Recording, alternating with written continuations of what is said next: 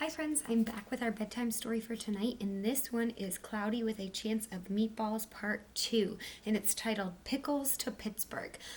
Remember that yesterday I read Cloudy with a Chance of Meatballs number 1, so if you didn't get a chance to look at it, go listen to that one first, because this is the second in the series, which also appears to be already a movie. Dear Henry and Kate, I'm having the best vacation ever, but I don't get much rest. I really wish you were here. A group travels around in a big blue bus, and somehow it manages to climb up and down the tallest and bumpiest mountains and around some of the biggest plants I've ever seen. We've visited many unusual places, met the local people, and even helped them out with some of their chores. I'm taking a lot of pictures because this place is hard to believe. Can't wait till I see you next Thursday. Love and hugs, Grandpa. So it's the same characters from the first story. We all missed Grandpa an awful lot. His Saturday morning pancakes, his mostly funny jokes, and especially his wonderful bedtime stories. Tomorrow would be Thursday and he'd be home. We could hardly wait to hear what he'd been doing and what he'd done. To pass the time, we helped Mom make spaghetti and meatballs for dinner. Henry made the largest meatballs we'd ever seen. They barely fit into the pot. Mom thanked us for helping, but asked that the meatballs be much smaller next time. After we finished eating, Henry and I cleared the table so we could bake a special welcome home cake for Grandpa. It was chocolate with strawberry icing and made in the shape of Grandpa's face. We licked as much of the batter off the spoons as we possibly could. I took Grandpa's postcard up to my room and put it on the little table beside my bed. I kept staring at it and wondering. The lamplight made a bright photography of a wonderful place that seemed somehow familiar. I said goodnight to it and drifted off into my dreams. Surrounded by milky blue skies and with Henry as my co-pilot, we carefully steer our plane through large puffs of mist.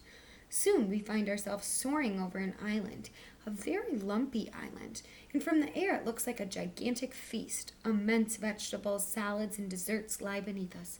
The mountains look like huge loaves of bread. We decided to take a closer look and prepare ourselves for a bumpy landing. Avoiding some broccoli and narrowly missing a tremendous hamburger on an oversized bun, we came down and taxied on what appears to be giant strips of crisp bacon. Henry and I step down from the plane and look around in awe. Before us lies a strange but wonderful landscape. We're surrounded by larger-than-life vegetables.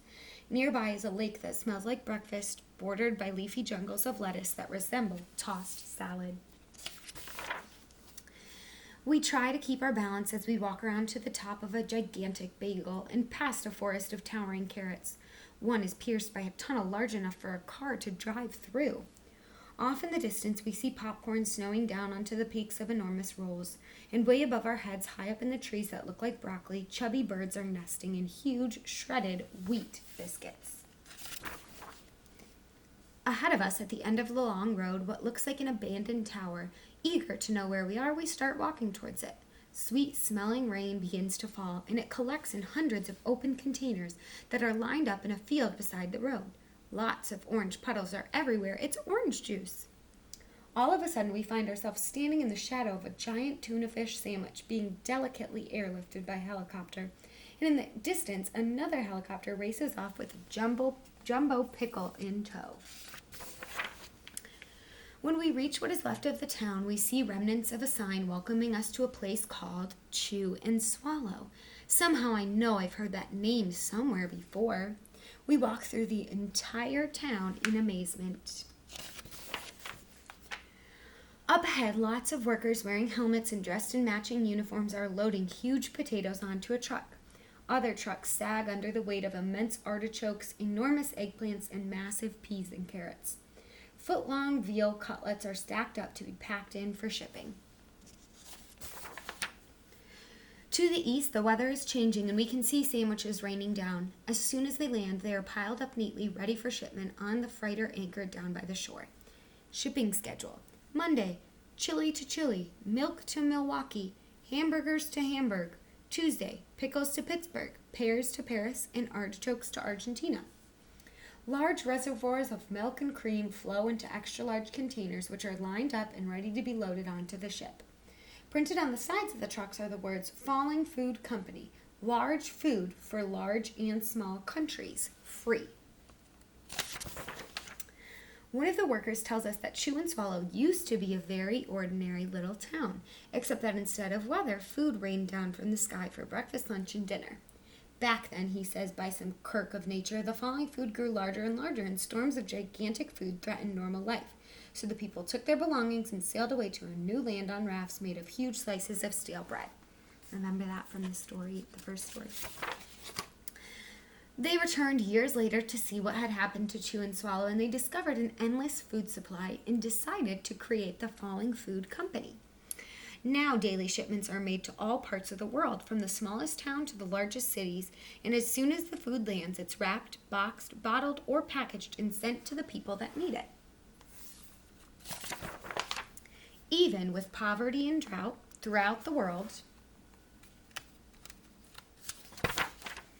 there is always enough food for everyone.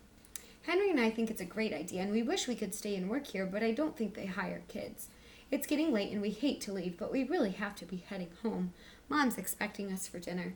The workers give us a 2-foot wide chocolate chip cookie, which we carry back to the plane, and it just barely fits through the door.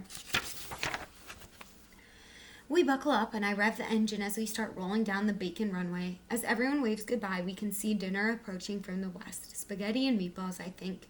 As we gain altitude, Chew and Swallow slowly vanishes into the distance. My alarm clock woke me with a jolt. It was finally Thursday and I wanted to get to school fast. The sooner that I got there, the sooner I'd get home and the sooner I'd see Grandpa.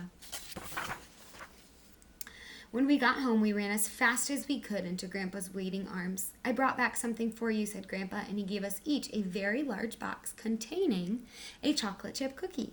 He had gotten it on his trip, and they were the biggest we'd ever seen, almost 2 feet wide. Mom made Grandpa's favorite dinner, chicken and dumplings, and we surprised him with our special welcome home cake. He chose the slice with the mustache. By the time dinner was done, it was late and Grandpa was tired. When he was all tucked in, we knocked on his door to give him an extra goodnight kiss. Then I told Grandpa the most wonderful, tall tale bedtime story that he had ever heard. It began, surrounded by milky blue skies and with Henry as my co-pilot. Grandpa stayed awake till the very end. Then he looked at us with a very funny glint in his eyes and said, "Wait till I show you the pictures that I took on my trip." And then he drifted off into his wonderful dreams. And there's a map here of spaghetti and meatballs, Frosty Flakes. It's like a weather map of the food that rains and snows down. So, like I said, this is a good little series. I remember reading it as a kid, and I know now it's a movie, so go ahead and check that out. And then join me tomorrow night live, where I will be reading our next bedtime story on Google Hangouts using our class code LEATHERSBV3. Sweet dreams.